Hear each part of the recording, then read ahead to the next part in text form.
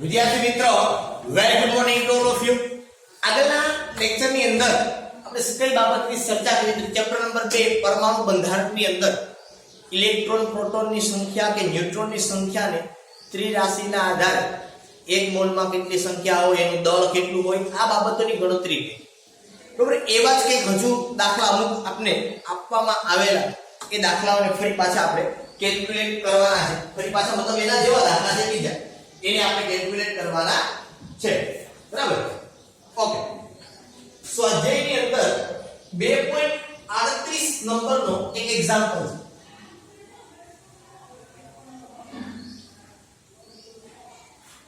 એક કણ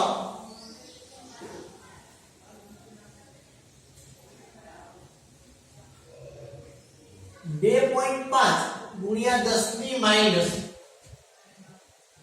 16 ઘાત કુલમ સ્થિર વિદ્યુતીય ભાર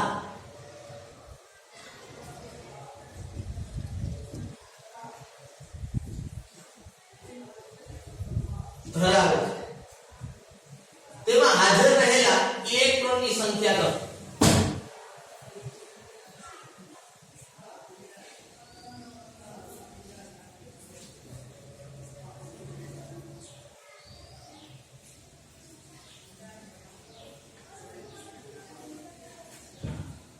આપણને એવું કીધું કોઈ એક કણ છે જે 2.5 ગુણ્યા 10 ની માઈનસ 16 ઘાત કુલમ સ્થિર વિદ્યુત ભાર ધરાવે.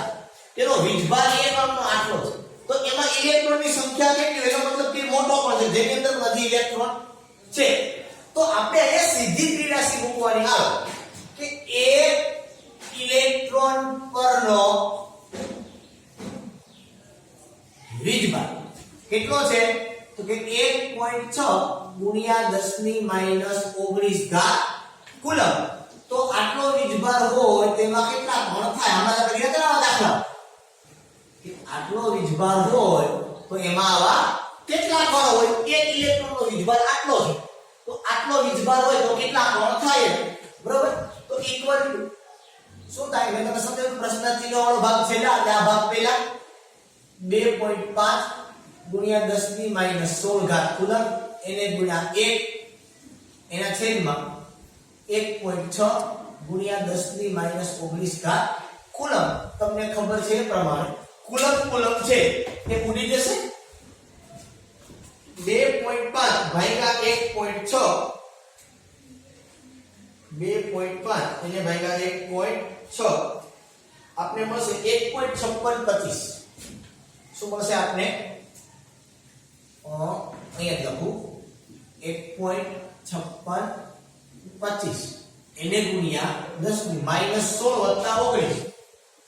બરોબર. માઈનસ 16 વત્તા 19 એટલે આવશે 10 ની 3 ઘાત. તમે 3 ઘાત લખો તો આવી રીતે લખી નાખે. શું 1562 ઇલેક્ટ્રોન? અમુક કેમ છે સાહેબ 1562.5 કે ભાઈ ઇલેક્ટ્રોનની સંખ્યા છે, અપૂર્ણાંકમાં થોડી હોય, થોડો બધો જવાબમાં ચેન્જીસ હોઈ શકે. આમાં 1.6 લીધા એટલે એક્ઝેક્ટ વેલ્યુ તમે લીધી હોય કે 1.6022 તો આપણે દર વખતે આ કિંમત લઈ છે, એમાં કે જવાબ એવડો મોટો કોઈ ચેન્જ હોવાનો એટલે આપણે લખો 1562 એટલે અહીંયા પોઈન્ટમાં ન લખાય. શું કામ? તમે ઇલેક્ટ્રોનની સંખ્યા શોધો, તમે એક્ઝેક્ટ આંકડો છે. તો 1562.5 અડધો ઇલેક્ટ્રોન તો હોય નહીં કોઈની અંદર. બરાબર. એટલે આ પ્રમાણે તમે ધ્યાન રાખો, જવાબ લખવાનો. બરોબર. ચાલો ત્યાર પછીનો એક્ઝામ્પલ છે એને જોઈએ આપણે. આ તમારો જવાબ થઈ ગયો. આવો જ 2.39 નો આપેલો છે તમને. મૂલીકણના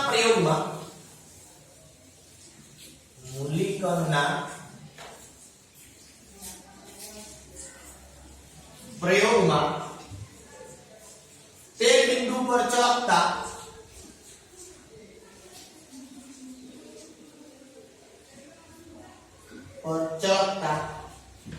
X કિરણો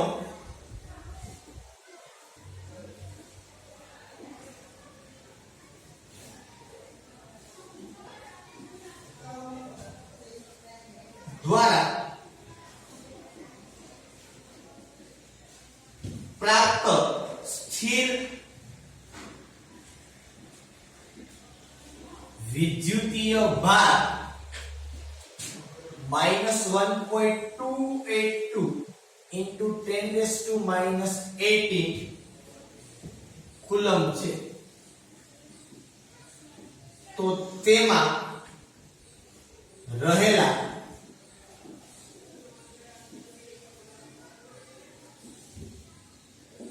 ઇલેક્ટ્રોનની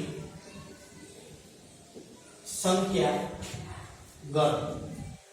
બરોબર, તમને કદાચ ખ્યાલ છે એ પ્રમાણે કે મૂલીકણના તેલ બિંદુ પ્રયોગના આધારે આપણે ઇલેક્ટ્રોન ઉપર વીજભાર 1.602 × 10⁻⁻19 કુલમ છે એ આપણે મેળવેલો હતો. બરોબર, એ પ્રયોગના આધારે એમ કીધું કે ભાઈ મૂલીકણના પ્રયોગમાં તેલ બિંદુ ઉપર જે x કિરણ ચળકતું હતું, આ x કિરણ ઉપર આટલો વીજભાર હતો.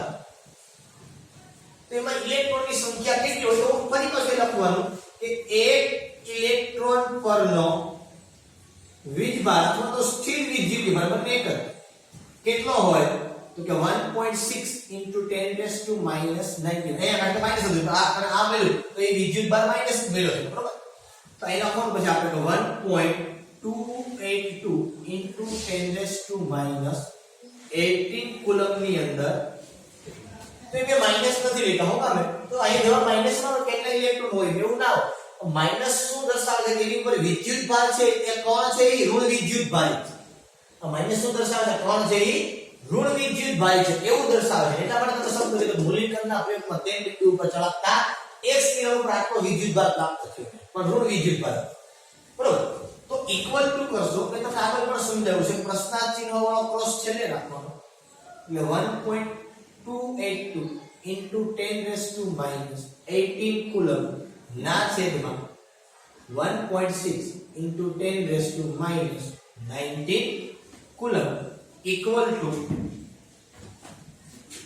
1.282 upon 1.6 તમને મળે છે 0.80182 into 10⁻⁻18 આગળ ઉપર આવે આવે +19 -18 +19 એટલે શું આવી જાય 10 ની 1 ઘાત.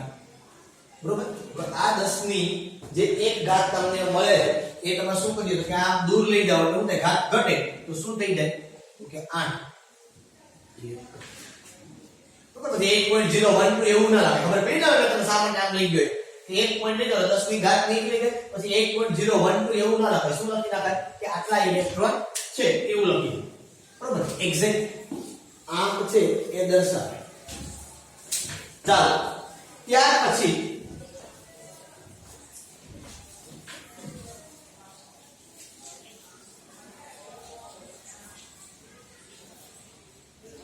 બે 2.35 નંબરનો એક્ઝામ્પલ આપણે જોઈએ.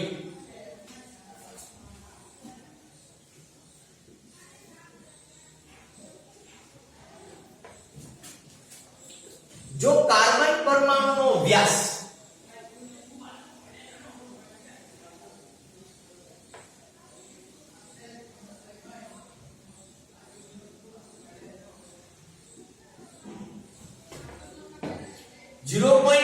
નેનોમીટર હોય તો 0.15 નેનોમીટર હોય તો કાર્બન પરમાણુની સંખ્યા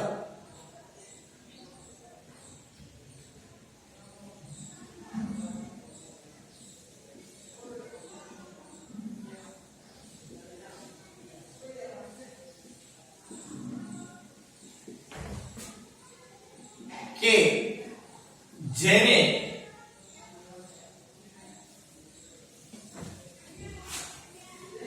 વીસ સેન્ટીમીટર લાંબી લાઈનના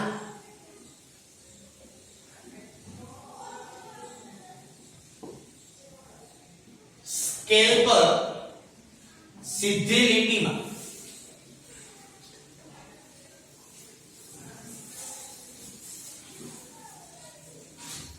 એકબીજાની નજીક ગોઠવી શકાય.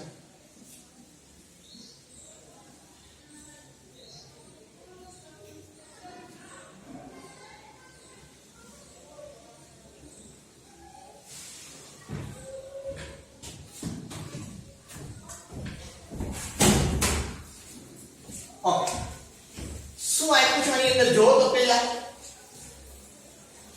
તો કે આપણે એક તો કાર્બન પરમાણુનો વ્યાસ આપ્યો એટલે વ્યાસને d વડે દર્શાવો 0.15 નેનોમીટર વ્યાસ એટલે ડાયામીટર તમે ભણો હોય તો કાર્બન પરમાણુની સંખ્યા હોય કાર્બનની સંખ્યા આપણે પણ કેવી રીતે કે જેને 20 સેન્ટીમીટર લાંબી લાઈન માટે લંબાઈ આપણે આપી દીધી 20 સેન્ટીમીટર સ્કેલ ઉપર સીધી લીટીમાં એકબીજાની અડી નજીક નજીક ગોઠવી શકે આવી રીતે આપી દીધી હવે લંબાઈ સેન્ટીમીટરમાં છે આ નેનોમીટરમાં છે તો તમારે આને કન્વર્ટ કરવું પડે તો પહેલા શું કરે તો કે 0.15 નેનો એટલે કેટલા તો કે 10 ની માઈનસ 9 ઘાત મીટર હવે મીટરમાંથી મારે સેન્ટીમીટરમાં જવું હોય તો કેમ જવાય તો કે હવે તમને ઈ આવડે મીટરમાંથી સેન્ટીમીટરમાં જવું હોય તો કે મીટર બરાબર કેટલા સેન્ટીમીટર તો કે 10 ની 2 અહીં સીધું પાછું કરી નાખો શું કરી નાખો તો કે 10 ની 2 આ થઈ ગયા સેન્ટીમીટર ઓકે ચાલો હવે હું ત્રિરાશી મૂકું શું કીધું કે કાર્બન પરમાણુનો વ્યાસ આવો છે હું લખું કે એક કાર્બન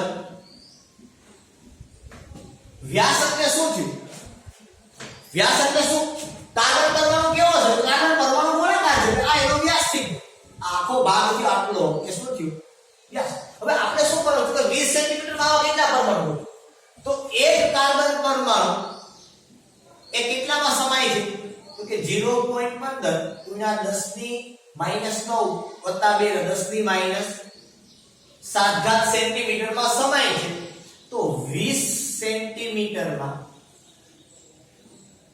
કેટલા કાર્બન પરમાણુ સમાય સમજ આવી આ કાર્બન પરમાણુનો વ્યાસ એટલે આ એનો ભાગ જો આટલો પરમાણુ છે હવે 20 સેન્ટીમીટરની લાંબી લાઈનમાં આવા કેટલા કાર્બન પરમાણુ ગોઠવા એવું તમને પૂછ્યું છે કે એક કાર્બન પરમાણુ આવડો છે તો 20 સેન્ટીમીટરમાં કેટલા કાર્બન પરમાણુ ગોઠવા અથવા તેના કરતા ઉલટું તમે કહો કે 0.15 ગુણ્યા 10 ની 7 ઘાત સેન્ટીમીટરમાં એક કાર્બન પરમાણુ ગોઠવાય છે તો 20 સેન્ટીમીટરમાં કેટલા કાર્બન પરમાણુ ગોઠવાય મગજમાં બેઠ્યા કે વાત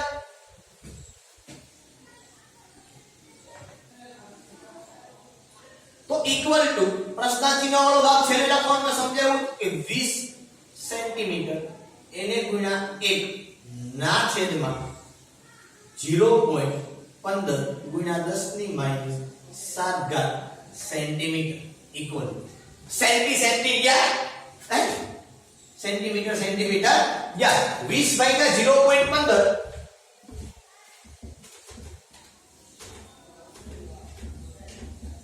આપણે મળે 133.33 10 ની -7 ઘાત ઉપર જાય તો 10 ની 7 ઇક્વલ ટુ 2 પોઈન્ટ ને નજીક લઈ લો 1.33 ગુણ્યા 10 ની 9 ઘાત કાર્બન પરમાણુ એ 20 સેન્ટીમીટર લાંબી લાઈનની અંદર ગોઠવો આ શું મળી ગયું તમને કાર્બન પરમાણુની સંખ્યા શું મળી ગયું કાર્બન પરમાણુની સંખ્યા બરોબર ચાલો મગજમાં બેઠી આખી બાબત મેં શું કીધું કે કાર્બન પરમાણુનો વ્યાસ એટલે આ વ્યાસ અને વ્યાસ આખો ભાગ છે ગોળાકાર પરમાણુ છે આપણે એવું કીધું કે તો કાર્બન પરમાણુની સંખ્યા ગણો કે જેને 20 સેન્ટીમીટર લાંબી લાઈનની અંદર ગોઠવી શકે તો મેં એવું કીધું કે એક કાર્બન પરમાણુ છે કે કેટલી જગ્યા રોકે તો કે 0.15 ગુણ્યા 10 ની -7 ઘાત સેન્ટીમીટર જગ્યા રોકે છે તો 20 સેન્ટીમીટરના કેટલા પરમાણુ છે સમજમાં આવી કે એક કાર્બન પરમાણુ આટલી જગ્યા રોકે તો કેટલા કાર્બન પરમાણુ 20 સેન્ટીમીટર સમાય તે આપણે ગણતરી કરતા આવડે એકદમ સીધી અને સિમ્પલ બાબત થઈ ગઈ ઓકે એના જેવો એક દાખલો છે હું સ્વાધ્યાયમાં પેલા જાઉં છું 2.37 માં 36 પણ આપણે ગણવો છે પણ 37 આના જેવો જ છે એને પેલા ગણી લઈએ ઝિંક પરમાણુનો વ્યાસ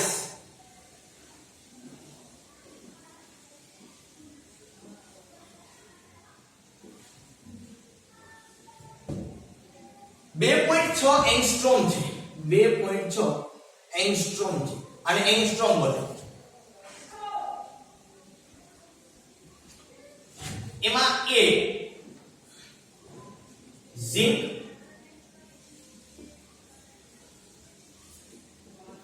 પરમાણુની ત્રિજ્યા π પાઇકોમીટરમાં ગણો. આ પહેલો પ્રશ્ન પૂછ્યો. બીજો, અને જો ઇલેક્ટ્રોન એકબીજાની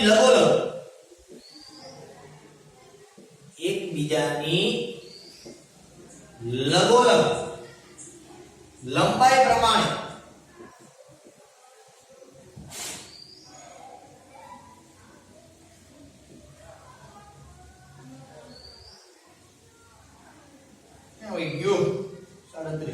લંબાઈ પ્રમાણે ગોઠવાયેલા હોય તો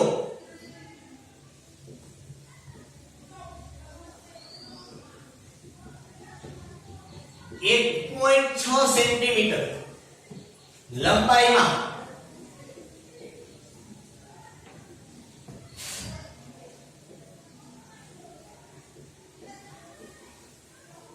હાજર પરમાણુની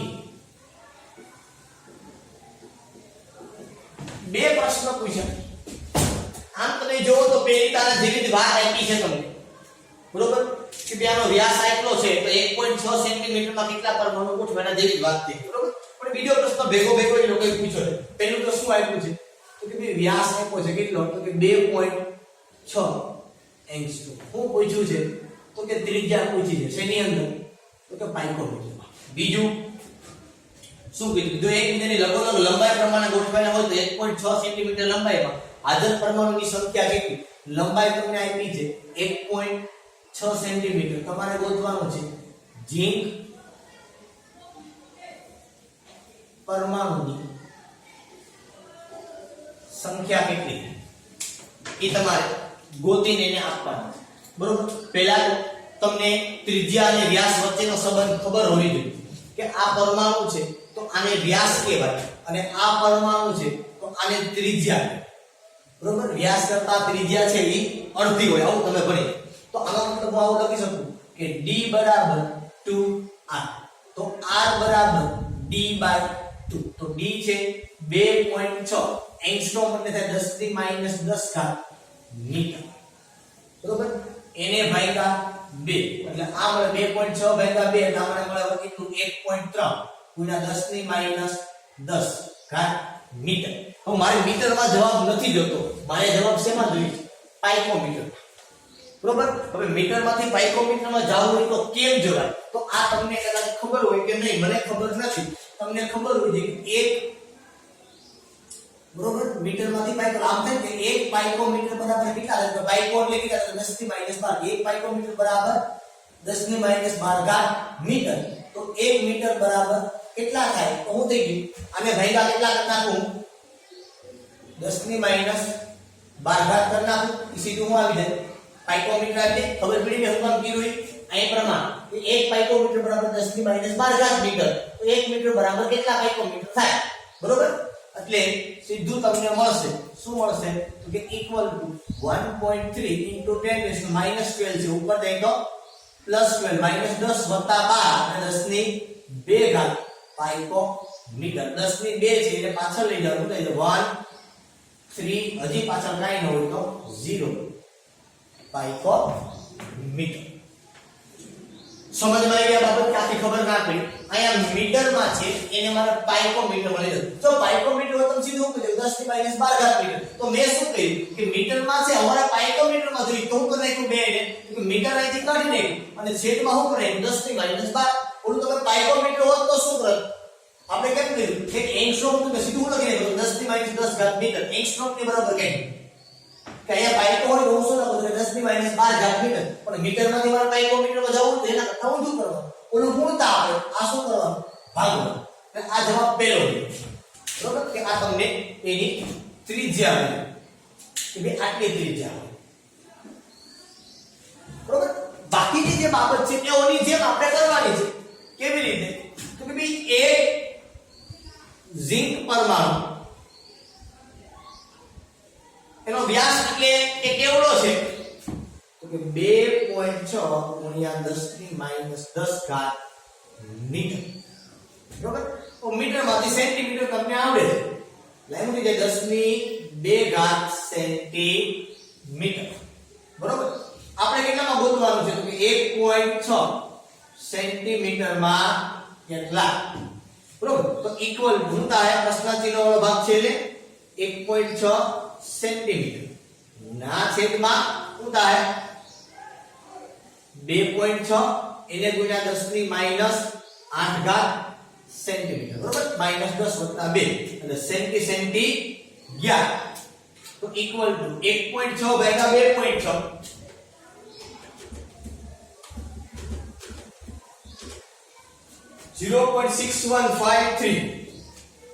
0.6153 into 10 raised to 8 એક આપણો પાછળ જવા દો નું થઈ ગયું 6.153 into 10 raised to એક આપણો પોઈન્ટ દૂર જાય તો 10 ની 7 ઘાત ઇલેક્ટ્રોન આ શું મળી તમને સંખ્યા મળી કે 1 સેન્ટીમીટર ની અંદર આટલા પરમાણુની સંખ્યા છે એ ગોઠવાય બરાબર છે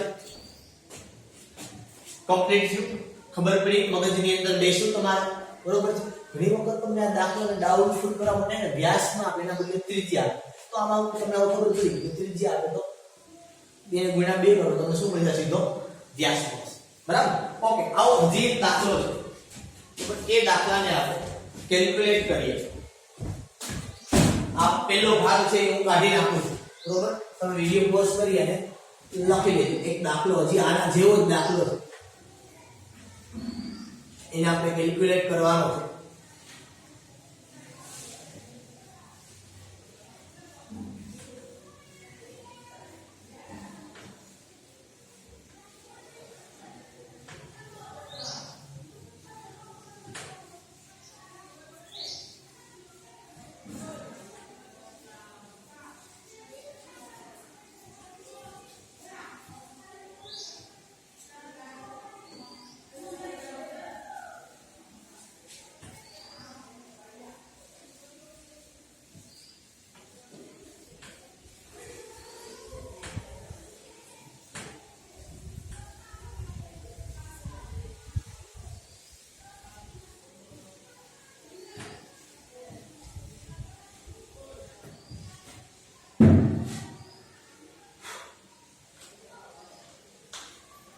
ચાલો હવે 36 નંબરનો દાખલો જોઈએ સ્વાધ્યાયમાં 2.36 શું કીધું આપણે તો 2 ગુણ્યા 10 ની 8 ઘાત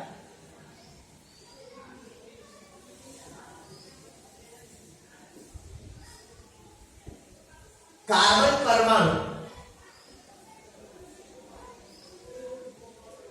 ઓ એકબીજાની પાસે ગોઠવાયેલા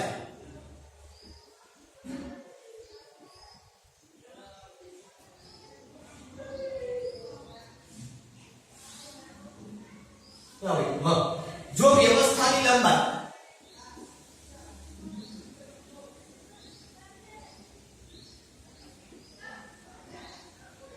2.4 સેન્ટીમીટર હોય તો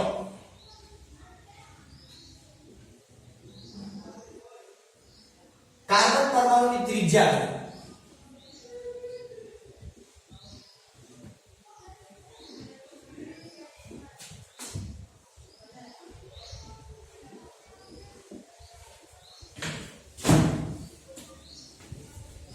બરાબર હવે આ દાખલો તમે જનરલી જો તો ઊંધો પૂછો જો આપણે પેલા લખીએ હું આપ્યું તો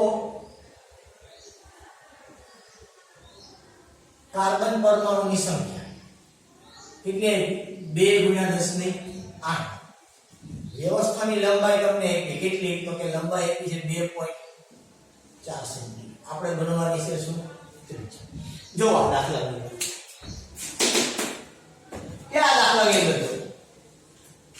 कि एમાં તમને લંબાઈ તો આપેલી પણ પરમાણુની સંખ્યા ગણવાની હોય વ્યાસ આપેલો હોય ત્રિજ્યા પૂછી છે તમે વ્યાસ પૂછો મતલબ આ ત્રિજ્યા છે તમારે ઉલટી મૂકવાની કેવી મૂકવાની થાય ઉલટી પણ એમાં તમને ઉલટી મૂકો તો તમને વ્યાસ મળે ત્રિજ્યાનો લાગે કે બે કાર્બન પરમાણુ આટલામાં ગોઠવાયેલો છે આ મતલબ એનો શું છે વ્યાસ છે આટલી લંબાઈમાં કે આપણે ઉલટું કામ છે એ કરવાનું છે કેવી રીતે ઉલટું કામ કરવાનું છે બરોબર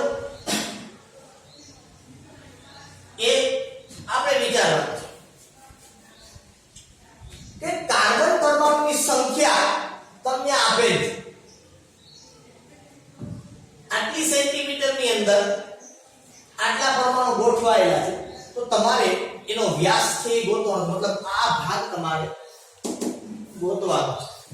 તો આનો મતલબ શું થયો ખબર? આનો મતલબ આવો છે કે 2.4 સેન્ટીમીટર માં 2 × 10⁸ કાર્બન પરમાણુ ગોઠવાયેલ છે, બરોબર? તો એક કાર્બન પરમાણુ કેટલી લંબાઈમાં ગોઠવાયેલ? આ લંબાઈ મળે એ શું થાય તમને? તો કે એ લંબાઈ જે મળે એ તમને વ્યાસ મળે. શું મળે તમને? વ્યાસ. ખબર પડી કે આ બધું મેં ઊંધું કામ કર્યું. તમે જો આ દાખલો જે મૂકેલો હતો એને ઉલટો મેં કર્યો કે ભાઈ 2.4 સેન્ટીમીટરમાં આટલા કાર્બન પરમાણુ ગોઠવાયેલા છે તો એક કાર્બન પરમાણુ કેટલી લંબાઈમાં ગોઠવાય? એક કાર્બન પરમાણુની લંબાઈ મળે, મતલબ એનો મને શું મળ્યો? વ્યાસ મળ્યો કે ના મળ્યો? મગજમાં બેઠી આખી વાત. તો એક કાર્બન પરમાણુનો વ્યાસ કેટલો થાય? તો 2.4 સેન્ટીમીટર એને ગુણ્યા 1 એને ભાગ્યા 2 × 10⁸ આ કાર્બન છે, સંજ્ઞા નથી. 2.4 ભાગ્યા 2 એટલે ઈ મળે મને 1.2 ગુણ્યા 10⁸ આ હું મળ્યું મને સેન્ટીમીટર.